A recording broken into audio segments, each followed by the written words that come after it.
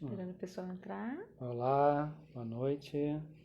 Estamos ao vivo mais uma vez para mais um dia de conversa, para mais um bate-papo. Estamos aguardando o pessoal entrar. Boa noite, Boa pastora noite, Karine. Obrigada. Boa noite, Sônia. Boa noite, Sônia. Esperando aqui o pessoal entrar. Tati.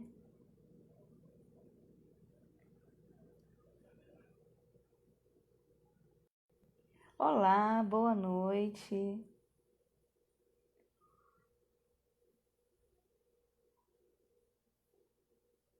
Boa noite, pessoal. Olha, temos um pessoal de Sintra aí. Aí já tá tarde, né? Aqui são 7 horas da noite. Ah, já são 11 horas. Já são 11 horas. Muito bem-vinda. Muito bem-vindos. Enquanto a gente está esperando o pessoal entrar, vai lá, clica no aviãozinho, vai convidando mais pessoas para participar desse bate-papo de hoje, da nossa conversa de hoje. Vai mandando pelo direct. Isso aí.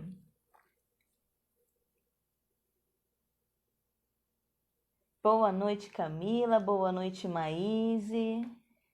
Fala, grande Theo. Theo.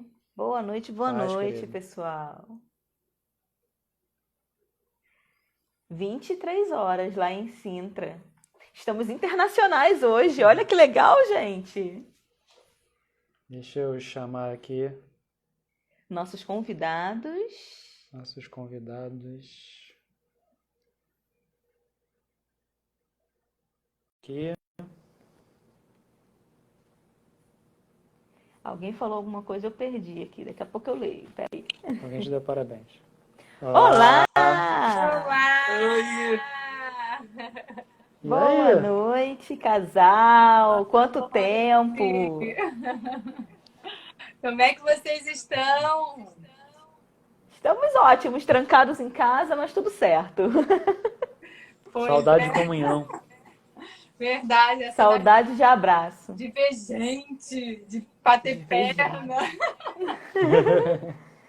É mesmo. Ai, ai. E aí, gente? Como é que estão as coisas aí? Estamos Com aí, as crianças em casa? Então, já temos, Desafiador, né? Com as crianças. estamos com as crianças agora lá, uma criança cuidando da outra pra gente estar aqui. Pois é, tá lá a tia Alice. Agora tá tendo a aulinha da tia Alice. Ah, tia Alice ficando prendada já. Ficando Na- Gente, hoje nós Nos somos artifícios. internacionais, né? Vocês estavam falando aí, ó. Dada, É. querido. Beijo pra você, querida. O pessoal de Saudade. Sintra tá aí. Zé Luiz, Theo. Tem Olha, uma galera aí. linda, Flávio, Camila, Camilinha prima, Legal, legal. pastora Karine. Tem um pessoal. Beijo, gente. Diego. E aí, gente? Vamos começar com a nossa entrevista? Com esse casal Vamos começar com o abençoado? bate-papo. Vamos lá, nosso bate-papo. Então, eu queria começar perguntando para vocês como que foi a conversão de vocês? Como é que foi o início do ministério, a conversão, o encontro com Deus? Quer começar? Pode Quer começar? Então, pelo que eu me lembro, porque eu acho que a maior parte do tempo eu fui da igreja, né, assim, criança, pelo menos o que eu tenho consciência disso, né? Eu lembro que minha mãe e meu pai, quando eu era bem pequena, eles se desviaram, né? Eles não andaram um tempo longe do Senhor, mas quando eu tinha por volta de uns 7, 8 anos, minha avó sempre foi cristã, mãe do meu pai, e ela sempre me levava na igreja. Então, por isso que eu falo da minha consciência, porque eu acho que eu sempre fui desse meio, né? Do meio evangélico e tudo. Mas eu me lembro mesmo, assim, que o meu coração queimou mesmo pelo Senhor. Eu devia ter a idade da Alice, uns 8 anos. Meu pai fumava, né? Ele era fumante. E aí o pastor da igreja, ele fez um apelo lá na frente para quem queria que eu orar por um ente querido e tudo, para ter um livramento, alguma coisa assim de um vício. E aí eu tinha consciência já daquilo que ia acontecer com meu pai e eu queria muito que ele parasse de fumar. E aí eu fui lá na frente, minha avó foi comigo e ela sabia o motivo que eu estava indo pelo meu pai e ela foi comigo no mesmo propósito. E pouco tempo depois meu pai parou de fumar. Então, eu acho que aí foi quando eu tive aquela certeza, né, daquele relacionamento entre Deus, sabe? Que existia um pai que cuidava de mim, que atendia as minhas orações, que me ouvia. Então, acho que esse foi o primeiro encontro assim, que eu tive. Mas a minha conversão mesmo, o meu batismo, né, ocorreu, eu tinha 13 anos de idade. E eu sempre fui desse meio mesmo evangélico. Que lindo, que legal. Uma experiência, já uma experiência forte com Deus, né? Verdade. Que legal. Eu fui para a igreja para arrumar uma namorada com a Tatiane. Foi atrás da Tati, né? Na época, eu me lembro, eu conhecia, né? Minha mãe já tinha algumas pessoas da igreja onde nós nos convertemos, onde eu me converti, né? Que eu falo nós porque a Karine, minha irmã, também estava nesse pacote aí dessa experiência. E eu me lembro que, assim, essa conversão marcou muito a minha vida, porque, além de... eu era um jovem muito caseiro, ficava muito enfiado dentro de casa, né? Não era uma pessoa muito social, assim. Eu tinha alguns amigos, mas não era... totalmente diferente a minha vida depois da minha conversão, né? A nível de amigos, a nível de relacionamento social. Então, isso foi aos 15 anos, 15, 16 anos mais ou menos. Foi quando tudo isso aconteceu, né? Eu fui fazer uma visita numa igreja, a igreja metodista, né? Onde toda a história de corpo minha começou, né? Como igreja. Então, isso aconteceu, eu estava com 15 para 16 anos de idade. E aí nós aceitamos a Jesus juntos, eu e a pastora Karine. A gente estava ali. Olha só que legal. Foi legal, muito legal. E a vida da gente mudou, assim, minha vida mudou. Nós fomos assim, graças a Deus, Deus nos colocou debaixo da liderança de pastores fenomenais que souberam cuidar desse primeiro contato. Foram peças importantes no impulsionar. Então, essa experiência, né, do início do ministério, ela veio muito desse período. E o pós-ministério, e assim, o pós-conversão, onde a gente fala sobre o início de um ministério, foi encarar o evangelho de uma forma séria, né? Não encarar com mera religiosidade. Então, eu devo muito isso aos meus líderes que foram o pastor Roberto e a pastora Margarete. Eles foram pessoas assim essenciais assim no contexto de vida, né? Tanto o meu quanto da Tatiane. Tatiane já também os conhecia, já estava inserida nessa igreja, né? Então, isso foi o start onde tudo começou. Então, acho que as peças fundamentais foram isso, né? A gente ter sido tocado por Deus ali naquela reunião e como nós fomos colocados no pós-conversão, né? A consolidação das nossas vidas fez muita diferença. E aí veio desdobrando toda a história a nível de ministério. Não sei se é isso, mais ou menos. Muito legal. Que é a ideia É muito legal isso, porque, né, você falou assim, eu fui para a igreja para arrumar uma namorada. Seus olhos brilharam pela Tati, né? E aí a Tati também se posicionou e falou assim, não quero quem não é crente. E por isso fez você ficar ali ouvindo a palavra e tal, e aí a semente foi lançada, né? Isso já fica de dica para quem está ouvindo a gente aí, né? Nada de isso aí, nada de jogo desigual. Puxa para a igreja antes de começar a namorar. E aí, falando de ministério, né? Rodrigo e Tati são envolvidos, né, com a igreja, com liderança já há bastante tempo, né? Tati já cantou no louvor, que eu lembro. Envolvido com ministérios, envolvido de forma geral, mas hoje os dois estão à frente da igreja. Hoje estão à frente da igreja lá de MCI de Realengo. E como foi esse chamado, como foi essa separação para cuidar de vidas, para esse chamado pastoral que vocês hoje estão tocando lá junto à igreja, né? Eu e a Tatiane, a gente, finalizando o finalzinho do nosso ministério, a gente estava aqui pensando sobre essa... Gente, se der um pause aí, é porque meu telefone fica com aquela restrição de uso de rede social, daqui a pouco eu tiro ela. Aí, o que acontece? Eu e Tatiane, a gente não fez uma caminhada, a nossa trajetória, né?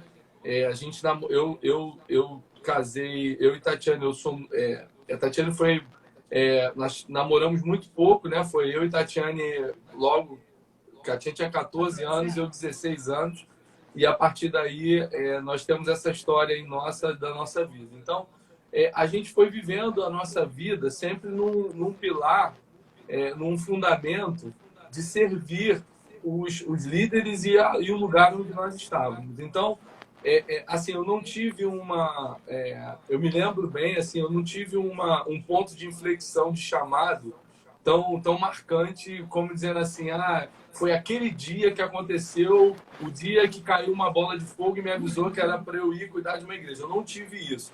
O que aconteceu conosco foi o seguinte: a nossa trajetória, ela foi revelando os caminhos onde Deus vinha acomodando e o Espírito Santo vinha trazendo paz. E principalmente eu sempre na minha trajetória, eu sempre fui muito sensível a colaborar com os meus pastores e a liderança onde eu estava submetido, a estar disponível. Olha, hoje precisa de mim fazendo determinada coisa.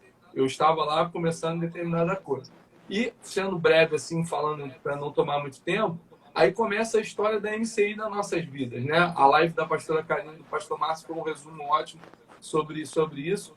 E nós começamos esse processo, nós éramos 6 pessoas, né? Era eu, Tatiane, pastor Márcio, pastora Karine, pastor Erivelto e pastora Fabiana. E quando isso tudo aconteceu, nós saímos, né, desse processo em rumo a esse chamado, a tudo isso. E nesse processo nós estávamos continuando no processo de apoiar. Primeiro nós apoiamos diretamente o ministério do Erivelto e da Fabiana. Estávamos ali junto da igreja em Cosmo quando era inserido. E logo após isso, a igreja de Campo Grande, estávamos inseridos ali e sempre no intuito de servir a igreja e fazer todo esse processo. E isso foi acontecendo até fevereiro de 2019, no ano passado, que é onde chega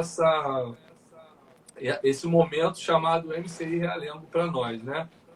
Para nós isso foi assim bem desafiador, né? Falando sobre esse processo, né, de nós hoje estarmos na frente de uma igreja. Primeiro que nós fomos levantados para uma igreja, não foi um projeto missionário embrião da nossa igreja, né? Ele foi um projeto, ele já era uma igreja consolidada, já era uma igreja já com alguns anos, né, alguma trajetória. E é diferente quando a gente começa um projeto consolidado, um embrião da igreja da onde a gente faz parte, porque a gente está conectado com pessoas que vieram de uma formação parecida, e nós entramos ali. E eu lembro bem que nas primeiros dias, quando a gente foi para a igreja de Realengo, nós fomos convidados pelo pastor Márcio e a liderança da igreja, né, numa forma geral, eles viram alguma direção de Deus para nos levar para lá, né, para esse processo. E quando a gente chega nesse lugar, a gente se depara com uma igreja, né, uma igreja madura, uma igreja extremamente amável, receptiva. Nós não temos muito da tranquilidade na trajetória que nós estamos trilhando hoje, vem devido ao carinho e ao amor daquela igreja, né? A igreja de Realengo, uma igreja muito grande. Tem irmãos aqui da igreja de Realengo, e eu quero deixar sempre o meu carinho e a minha honra para vocês, porque muito acolhedores, é verdade. São muito acolhedores. Vocês conhecem lá a igreja, então assim, eles são bem acolhedores. Mas era um desafio de chegar naquele lugar. O João, com 6 meses, a Tatiane tem até complementar aí como é que era o processo. Nós não fomos enviados com ninguém. Foi um casal. Nós fomos enviados, eu, você, João e Alice. Nós 4. De nossa equipe, né? A gente fecha. A gente chama da equipe Alfa. A gente fala que é equipe Alfa aqui em casa. A gente brinca e fala. Nós fomos para a igreja de Realengo. Iniciamos o processo da igreja lá em Realengo, essa transição pastoral. Deu uma Opa, travada. deu uma travada. Será que foi o bloqueio da... Voltou. Foi o bloqueio? Foi o bloqueio. Pronto, voltou. Toda transição pastoral, ela é sensível, né? Ela não é uma coisa fácil de fazer. Você pegar uma igreja madura com uma visão de um pastor maduro, né? O pastor Justo era um pastor já de anos ali na caminhada, e nós entramos ali aprendiz, né? Somos ali aprendendo a caminhada e todo o projeto. Mas eu me lembro que nós fomos enviados e eu olhava para a Tatiane e falava assim: Tatiane, nós estamos aqui para desenvolver. Eu me lembro o primeiro dia que isso aconteceu, eu não lembro, eu sabia o nome, eu ficava tentando lembrar o nome das pessoas, que acabava o culto, eu olhava e eu ficava assim naquele frio na barriga. Como é que é o nome dessa pessoa? Como é que é o nome dessa pessoa mesmo? E eu ficava assim falando, caramba, como é que eu vou, Exercício para não ficar lembrando. Exato. E a gente formar uma equipe de liderança ali junto, tá ali. Então, assim, é um desafio que ainda continua, né? Não a gente fala aí, a gente está dizendo de 1 ano e pouco de caminhada na Igreja de Realengo, mas a gente tem aprendido bastante aí nesse processo, com toda essa trajetória. Temos aí aprendido, o Espírito Santo tem nos ensinado, né, a sensibilidade para conduzir esse processo, porque estar na frente de uma igreja é muito diferente, porque há um temor muito grande de condução errada. A gente está falando de um país, né? O Brasil é um país onde existem muitas formas de manipulação de lideranças equivocadas. Isso a gente não pode deixar de falar. Então, nós como líderes, né? Nós como líderes temos que ter uma preocupação com muito carinho no nosso coração e temor para que a gente não conduza a igreja por causa das nossas frustrações pessoais, mas que a gente tenha capacidade de conduzir a igreja dentro daquilo que o Espírito Santo tem orientado, né? Então, assim, esse tem sido um desafio considerável, né? Mas graças a Deus, Deus tem abençoado. Voltando um pouquinho ao que a Tássia falou, eu estava refletindo aqui um pouquinho. A Tássia falou assim, a Tatiane já participou de louvor, né? E assim, quando a gente faz uma correlação, né, do que já vivemos, já fizemos, e o que é o nosso ministério hoje, eu não tenho como desvincular uma coisa da outra, porque eu sei que aquilo que eu já vivi é bagagem para que o que eu vivo hoje seja, né, mais produtivo, tenha mais relevância, tenha uma experiência pessoal, né, e eu possa ajudar também as pessoas a se encontrarem também assim. E aí eu lembro que quando nós éramos na Metodista, eu era adolescente, eu participava do louvor, eu era professora da salinha da escola, eu limpava a igreja com o pessoal, eu ia para fazer faxina, se tinha sopão eu estava junto, se tinha qualquer programação eu estava dentro. A gente vivia a igreja de segunda a segunda, né? Era uma coisa intensa. E eu acredito que isso era um tempo de treinamento, um tempo de fortalecimento e de resiliência, né? De resistência também, né? Vamos lá. É o reino, vamos trabalhar para o Senhor. E absorção também, né? De tudo que estava acontecendo na igreja. Às vezes não estava sendo pregada uma palavra ali, mas verdades cristãs estavam ali, né? Naquele movimento também. Exatamente. A gente estava vivendo mesmo o evangelho, né? Não só pregando, né? A gente estava vivendo intensamente isso também. E quando a gente vê hoje em dia, né? As pessoas, às vezes, né, se deixam vencer por um cansaço. Ai, não, tem grupo de vida, tem culto domingo e tem reunião de crescimento na quinta-feira. É muita coisa para estar na igreja, eu não tenho tempo para minha família. Sabe, eu entendo que a gente precisa realmente ter tempo para a família. É uma prioridade também que a gente tem. Mas tem tempo para todas as coisas. Tem tempo também que a gente precisa se dedicar ao reino, ao rei e às pessoas, né? Os irmãos, né? Então, eu acredito que tudo fez parte de um processo, né? Uma bagagem que e nessa fase da adolescência, né? Nessa fase da adolescência, da juventude, é o momento mesmo de se aprofundar, né, nas verdades de Cristo, porque é onde você está formando as suas raízes, as suas bases, está estruturando o seu caráter ali, né? E aí, às vezes, os jovens falam assim, mas eu não tenho tempo para a família. Mas aí fica em casa mexendo no celular, não está com a família. Pois é. Né? Então, tem ferramentas é o momento mesmo. Tem ferramentas que eu utilizo no ministério hoje que foram forjadas nesse tempo. Então, exatamente.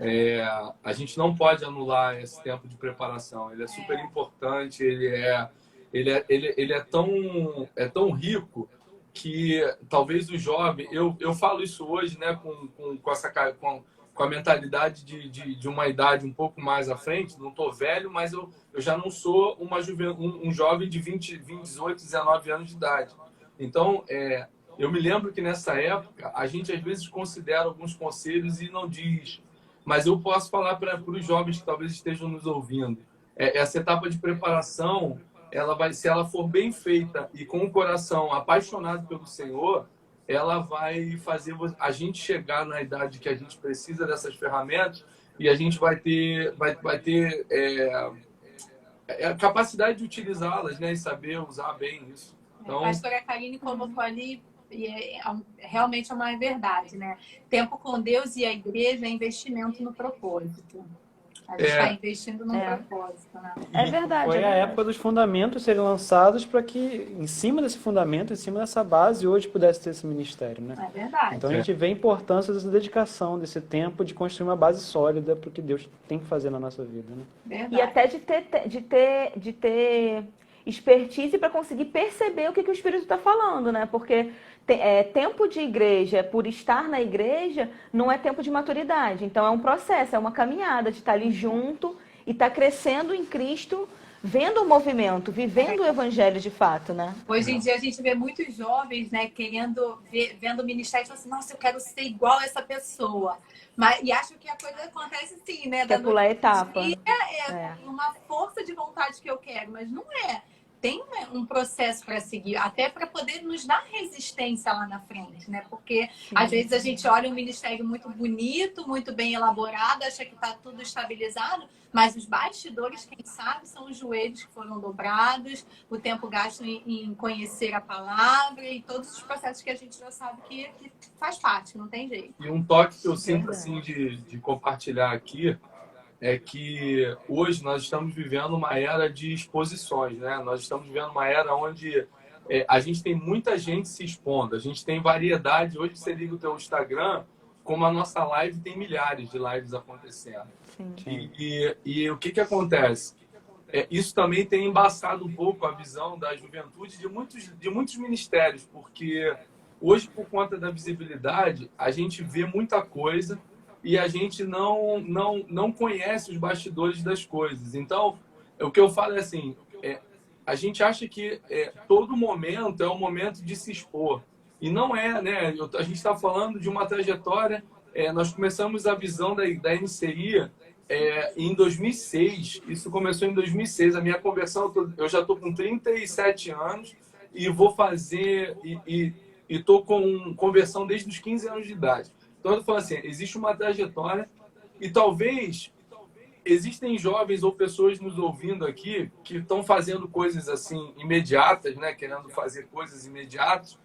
E talvez o momento onde essas pessoas vão colocar a cabeça para fora da água, para aparecer no momento específico, ela vai depender totalmente dessa etapa de preparação.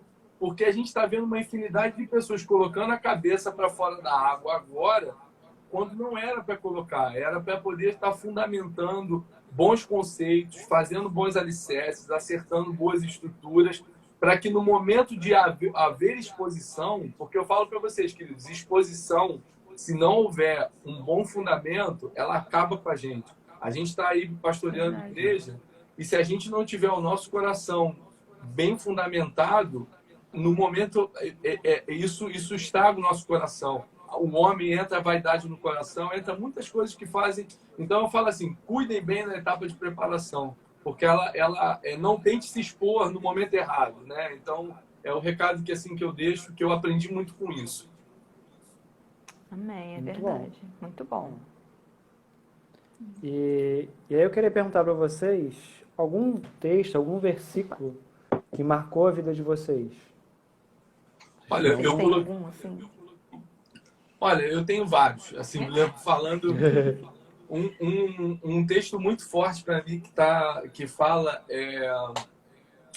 vamos lá, falando assim bem sendo específico para esse tempo lá da MCI Realengo, foi a nossa chegada lá e o versículo de João 14:12 que fala sobre, eu vou até ler aqui para vocês. Já tá. Ele diz assim, ó. Na verdade vos digo que aquele que crê em mim também fará obras que eu faço e as fará maiores do que esta, porque eu vou para o Pai.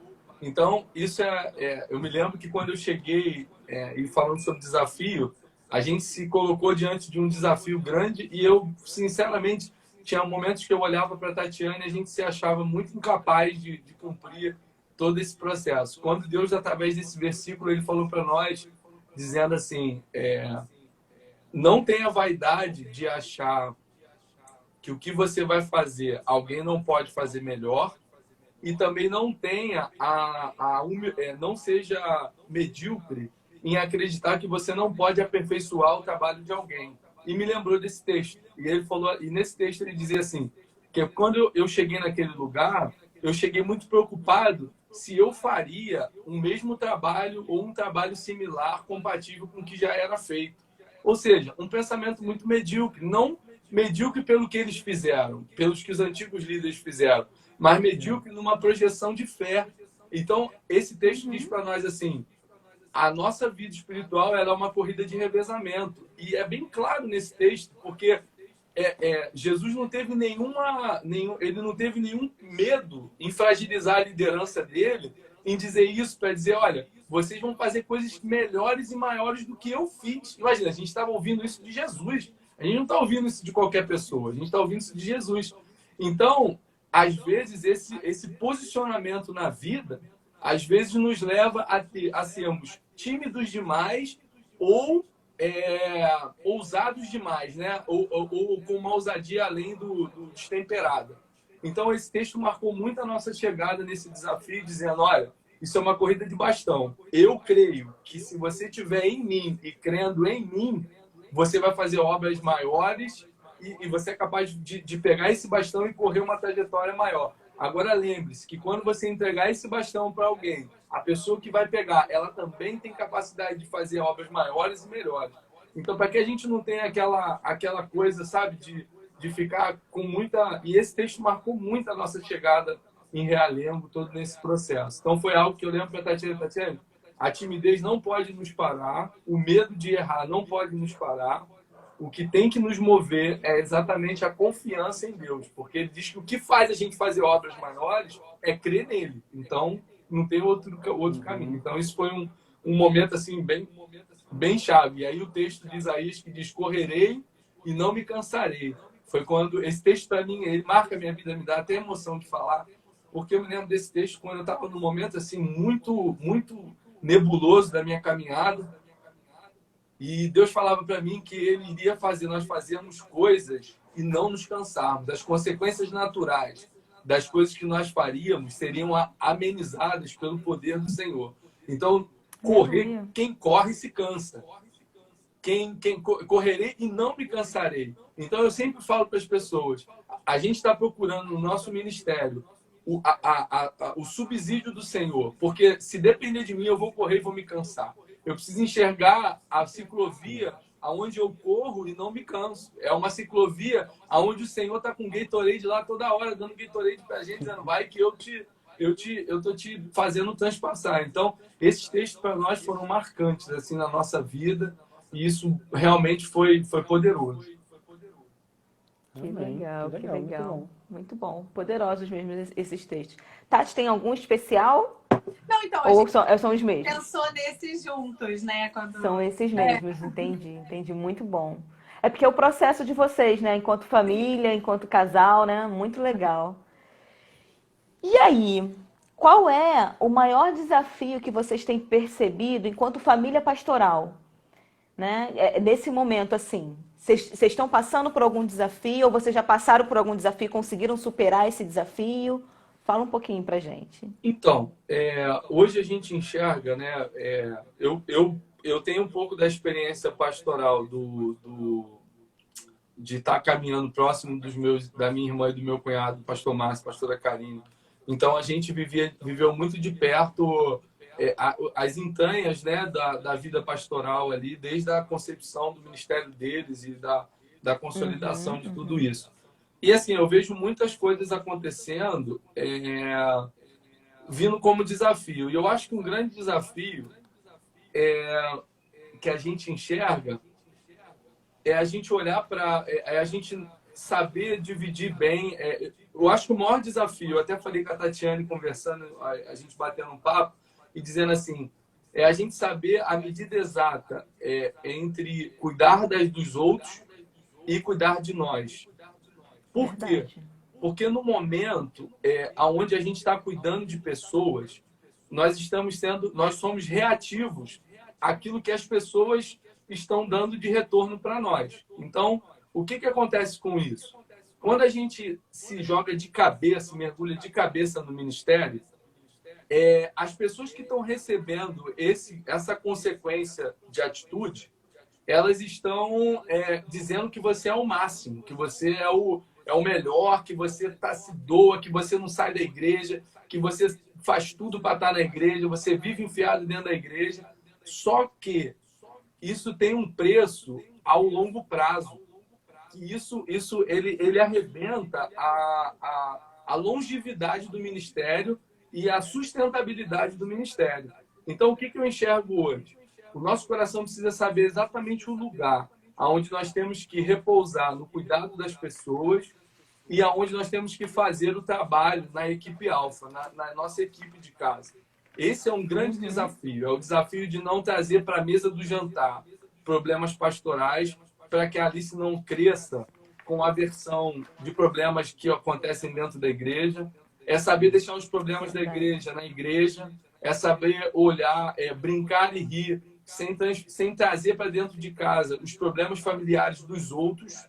Então, esses são desafios que eles se movem muito... E é muito difícil, porque no momento que você está no início... Sutil, né? Sutil. No momento que você está no início de uma caminhada, se você se dedicar muito além da conta, você vai receber aplauso das suas ovelhas e vai receber aplauso dos seus amigos de volta.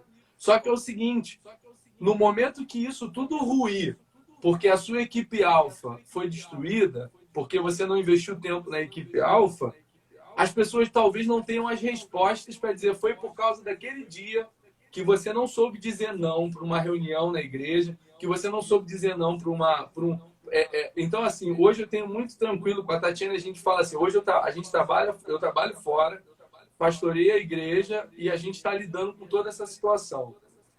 Se Deus deu a capacidade e enxergou através dos nossos líderes nesse momento, Ele vai fazer a gente correr e não se cansar. Só que eu tenho que saber me entender se eu estou correndo no lugar certo e para o caminho certo para não me cansar. E isso compromete a nossa família. Esse tem sido um grande desafio pastoral. Cuidar na medida certa da igreja e fazer um bom acordo de expectativa. A igreja precisa entender que até aqui, as pessoas com que a gente pastoreia, até aqui a gente pode ir e a gente não ficar sentindo frustrado porque a gente não fez mais. Entende? A gente tem que saber a linha do limite. Esse é um grande desafio que eu tenho visto arrebentado a sustentabilidade dos ministérios. Tem ministérios que começam muito bem, duram 3, 4 anos e a gente está vendo aí nas redes sociais coisas absurdas acontecendo dentro da equipe alfa. A equipe alfa ali, eu falo equipe alfa família, né? A equipe alfa está ali inserida e quando você vê, você fala, é um escândalo de adultério, é um escândalo de um filho que você perdeu a mão na hora que deveria estar perto dele. Então, são trabalhos plantados hoje para colher lá na frente. Se eu não fizer uma boa semear bem hoje, eu não vou plantar coisas boas lá na frente. A família é o primeiro ministério, né? É o nosso Então, a gente... Exatamente. Então, a gente precisa refletir lá fora, lá na igreja, aquilo que acontece na família, e não o contrário, né? A gente quando estava conversando sobre esse assunto, a gente estava lembrando, né, daquele versículo que diz, né, que eles são como flechas na mão do arqueiro, né? Os nossos filhos, exatamente. Como a gente vai direcionar essas nossas flechas, né? Olhando só para os problemas da igreja, vendo a gente né, o tempo todo resolvendo o problema da igreja e não tem tempo nunca para eles, e eles são sempre o segundo plano, sabe? Eles não podem se sentir assim, eles têm que saber que eles são as prioridades das nossas vidas, né, de cuidado, mas que a gente também não pode negligenciar o trabalho com a igreja, né? Eles têm que sentir prazer em estar com a gente lá, né, fazendo a obra, porque esse é o nosso chamado. O chamado deles vai vir depois com o tempo, né? E o Senhor vai revelando. E cabe a nós ajudar também eles a descobrir esse ministério, esse chamado que Deus vai ter para eles também. E é independente do nosso. Pode ser que a linha de sucesso apareça com muito mais tempo, mas a gente tem que ter tranquilidade emocional para não ficar olhando para os sucessos imediatos e a gente ficar mudando aquilo que Deus está falando conosco por causa, pô, com fulano está acontecendo assim. Mas a gente tem que ver a qual custo isso está acontecendo nessa velocidade e até quando isso vai durar. Eu acho que é uma pergunta que a gente tem que deixar marcada. Vai de novo para aquela questão dos fundamentos, né? Porque se você às vezes faz a obra muito rápido, você pode errar lá no fundamento e daqui a um tempo tudo ruir. Então é importante realmente esse equilíbrio, né? Exatamente. E aí falando sobre esse tempo que a gente está vivendo, né? A gente está falando muito sobre a questão de se reinventar, né? E como vocês estão se reinventando aí como liderança da igreja, se reinventando nesse tempo de reclusão. Como família também, como né? família, como está sendo lidar com tudo isso? Pode falar. Pode falar. Ó, Ele gosta de falar. Eu gosto de falar. A primeira coisa que eu vejo que a gente tem se reinventado nesse período é sobre aprender com a flexibilidade. Eu acho que é um tempo novo, é um tempo sem muitos precedentes. A gente eu, por acaso, nunca vivi isso que eu estou vivendo hoje. Eu nunca vi, nem ouvi ninguém da minha geração e nem da anterior viveu o que a gente está vivendo hoje. Então, a gente precisa ter um pouco de flexibilidade nesse contexto.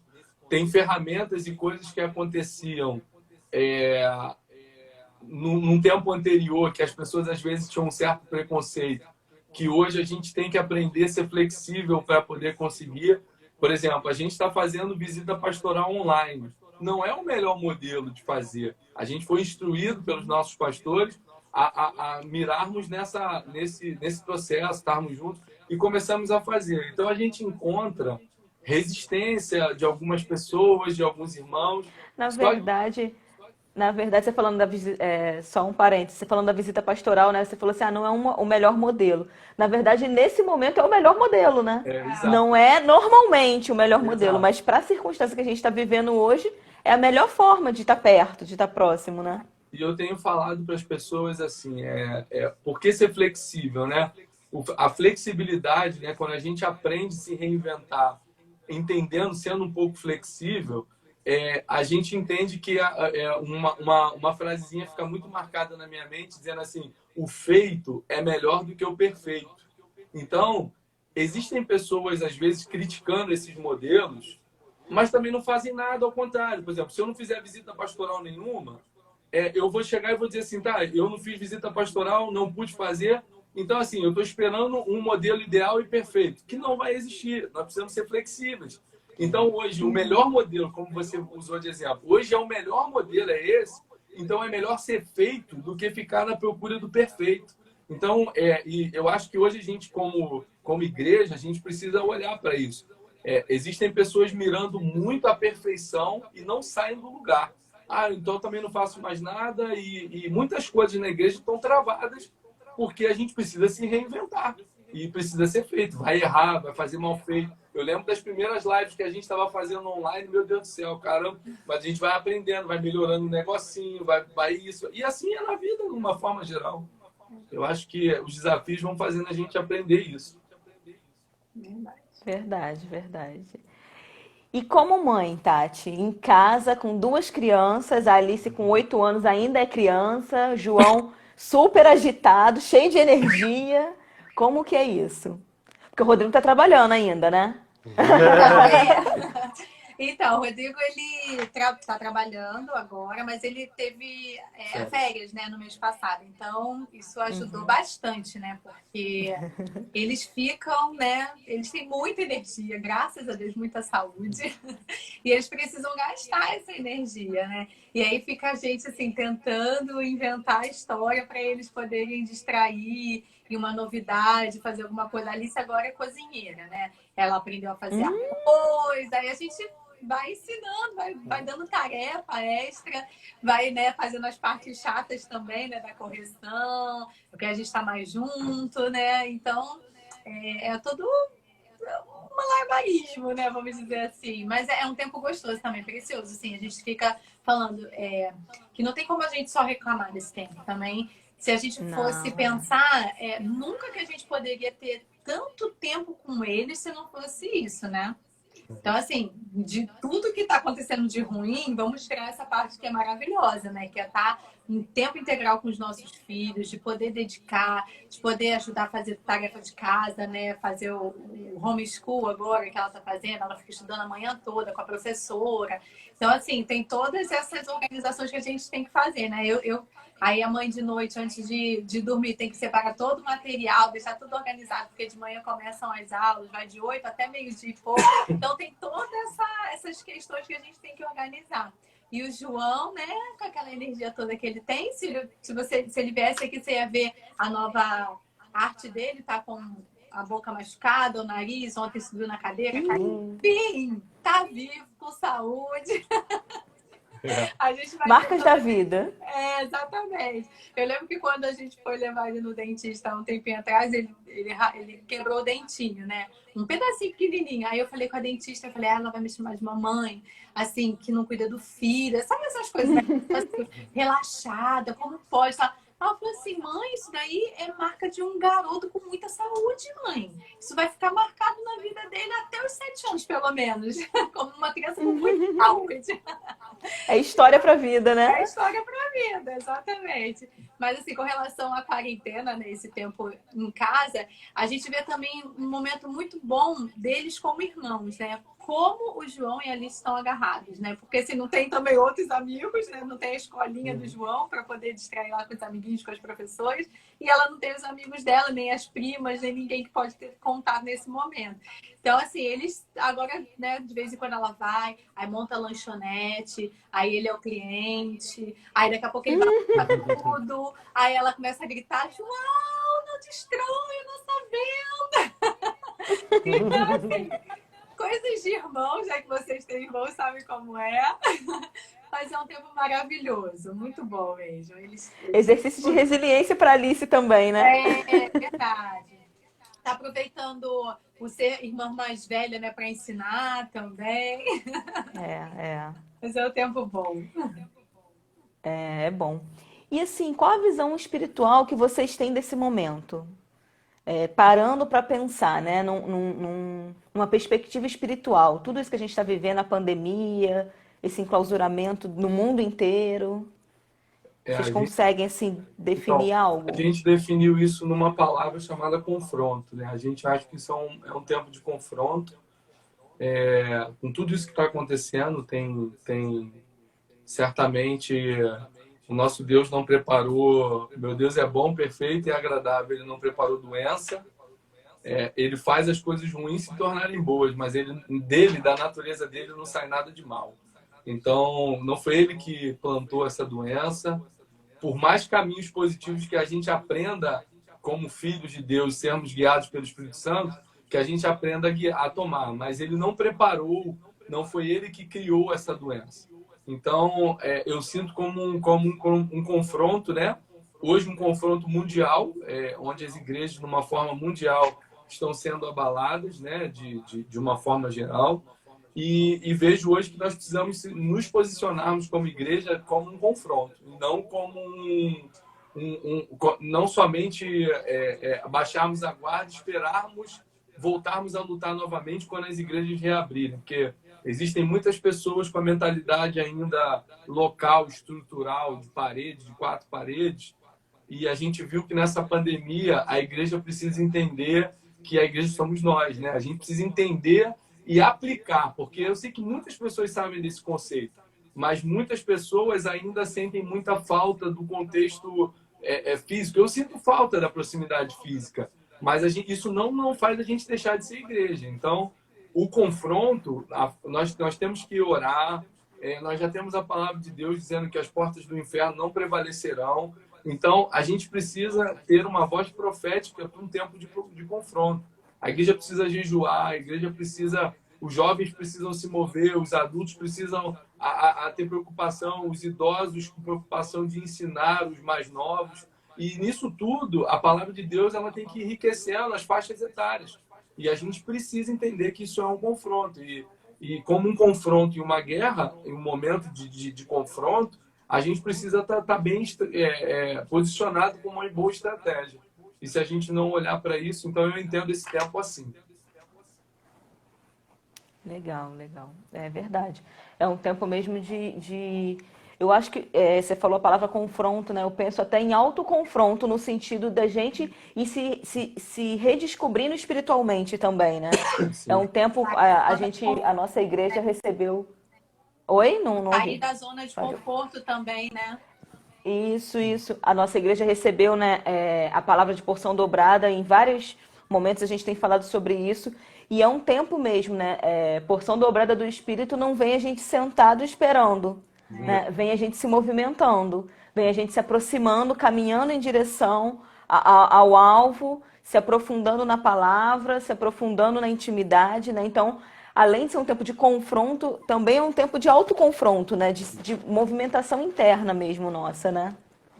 Eu até tenho uma palavra assim, rápida assim, para comentar, em 2 Reis 4:17, do 1 ao 7, a gente não vou ler isso, lógico, mas fala sobre o Eliseu aumentando o azeite na vida de uma viúva.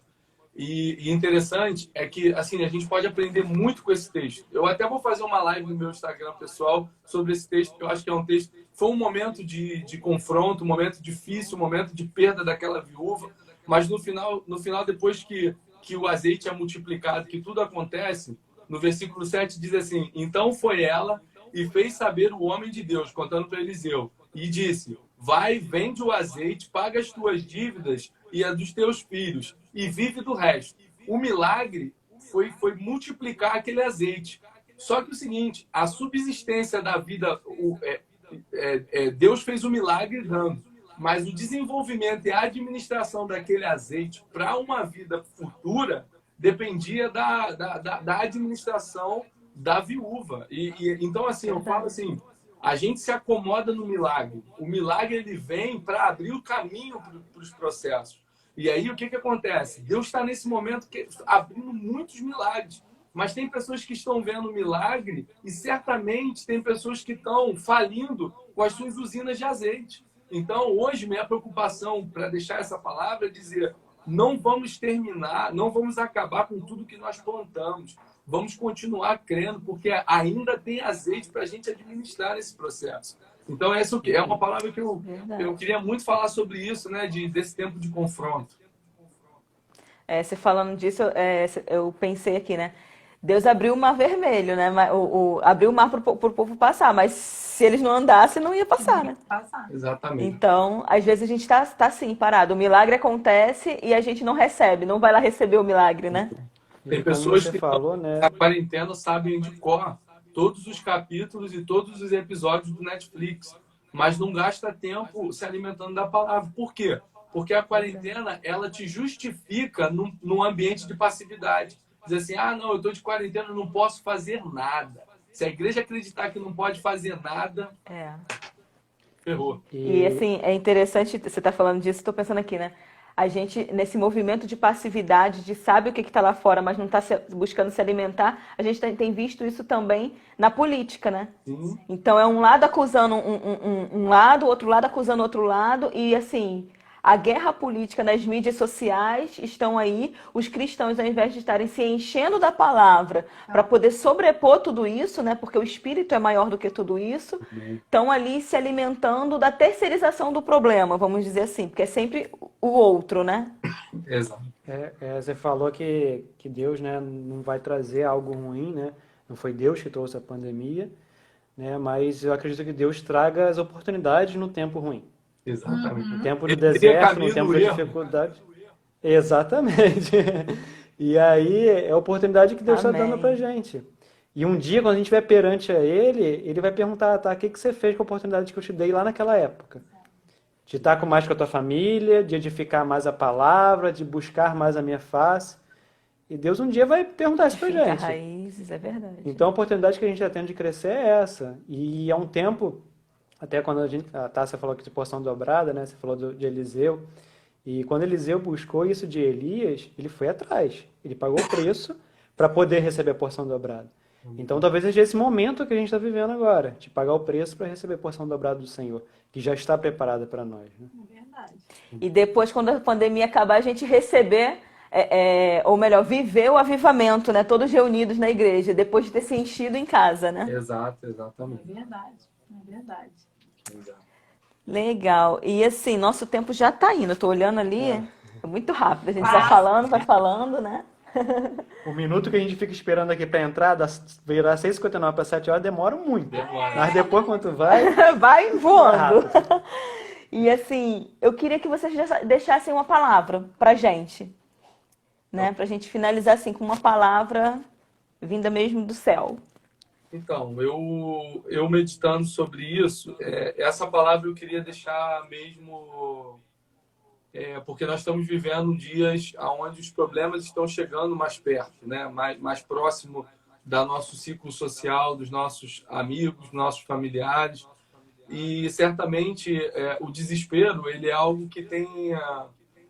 que tem chegado sorrateiramente na vida de muitas famílias que talvez estejam nos escutando aqui e chegados em formatos diferentes, uns sobre saúde, outros sobre finanças, outros sobre muitas questões, né? E como que a gente faz, né? Tem muitas coisas dentro desse texto.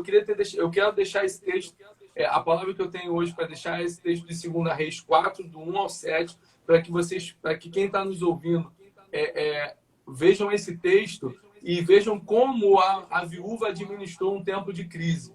Tirem riqueza disso, porque assim, eu posso falar algumas coisas aqui, mas certamente o Espírito Santo vai revelar para cada um o contexto e a aplicação para esse texto. Mas eu sinto que no momento aonde entra o desespero, né, ele tenta roubar a esperança, porque quando a gente se vê desesperado, a esperança já está no último fio. E eu quero dizer, não percam as esperanças, né?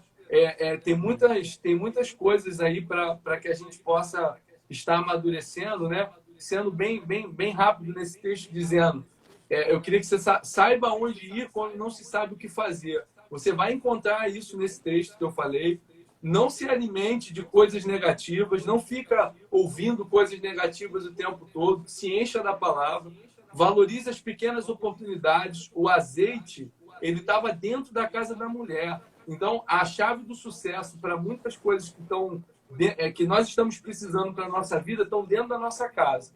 Prepare-se com a abundância de Deus. Nós, como povo de Deus, temos que nos preparar para a abundância e não para ficarmos vivendo com escassez. Não vai dar muito. Não, Deus está fazendo um milagre. Se ele já mandou a gente juntar as botijas, vamos pegar a botija com todo mundo. E olha que interessante, nesse texto diz que ela pegou com os vizinhos. Então saiba com quem você está indo dividir suas crises, com quem você está pedindo botija emprestada, para quem você está pedindo botija emprestada.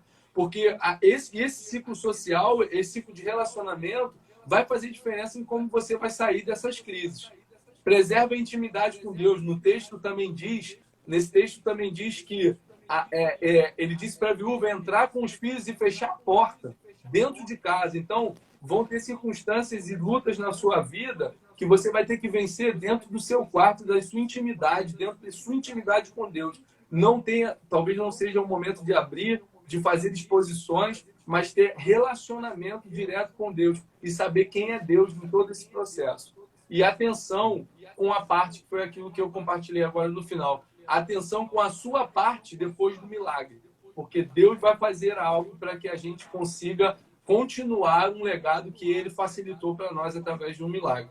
Então essa é uma palavra que eu deixo hoje para eu e Tatiana, a gente deixa como família, uma palavra que tem enriquecido o nosso coração e a gente precisa gastar tempo diante dessa palavra. Ontem o culto foi abençoado, o pastor Márcio estava com uma unção na palavra, com tudo preparado, então dizendo, nós precisamos ter sede e fome de dizer, vai ter uma live da palavra. Eu estou lá, eu quero receber da palavra, valorizar tudo isso. É isso que eu tenho dito, porque isso vai transformar a nossa vida para frente. Então, a palavra está em 2 Reis 4, do 1 ao 7. Quem ficar curioso, em breve eu vou fazer uma live, aí, de repente até hoje, no início da madrugada, eu faço uma live falando sobre esse tema. Fica a dica. Manda aqui no meu coração. Fica a dica. Fica a dica. Interessante você falou, né? O azeite estava dentro da casa dela. E foi aquilo que a gente estava falando um pouquinho atrás, um pouquinho antes. Que às vezes a gente fica querendo se comparar com quem está lá fora. Não, mas aquilo ali é melhor, aquilo que está lá fora é melhor.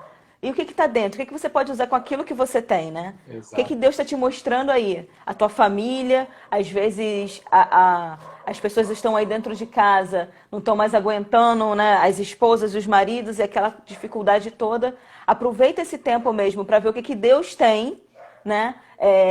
De ensinamento para a família, né? Para aquilo que está dentro de casa, né? Eu até escrevi aqui, Verdade. quando estamos em condições difíceis, queremos alcançar o que não temos e acabamos de desprezar o que já possuímos. Eu falei isso ontem no meu momento de louvor. Tem ferramenta poderosa na mão de gente, do nosso povo de Deus. MCI Campo Grande, Realengo, Paciência. Tem coisas maravilhosas na mão dessas pessoas. É só a gente a perceber e não ficar procurando coisas que a gente ainda não tem. É verdade, é verdade. Eu queria agradecer Muito a oportunidade, poderoso. o carinho de vocês. Obrigado. É uma honra para nós poder estar falando aqui, né, com vocês. A gente considera muito a vida de vocês. E eu realmente estava com muita expectativa e espero que todo o nosso bate-papo tenha gerado bons frutos no coração das pessoas. Agradecer as pessoas Gerou que vida, com entraram da live. certeza. Então, muito obrigado aí mesmo e a gente ama vocês. E meus A parabéns. gente também ama vocês. Parabéns pra Ah, obrigada! Parabéns pra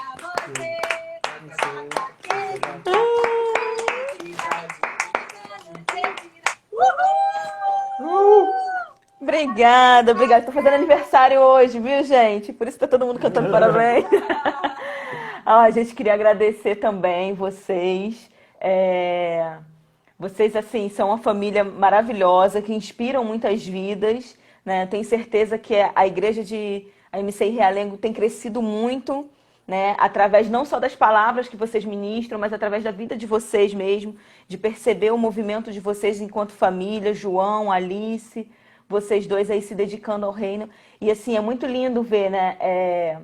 Às vezes a gente fica esperando ver Deus e fica esperando ver aquela coisa muito sobrenatural. E a gente vê Deus nas famílias. E vocês são uma família que transparece em Deus, né? Que resplandece em Deus. Então isso é muito lindo e obrigada pela essa oportunidade também.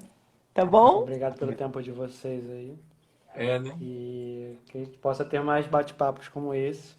E em breve, novamente, fisicamente, perto um do outro. Verdade, verdade. Eu gostei muito do bate-papo do Instagram, porque ele aumentou o círculo da mesa.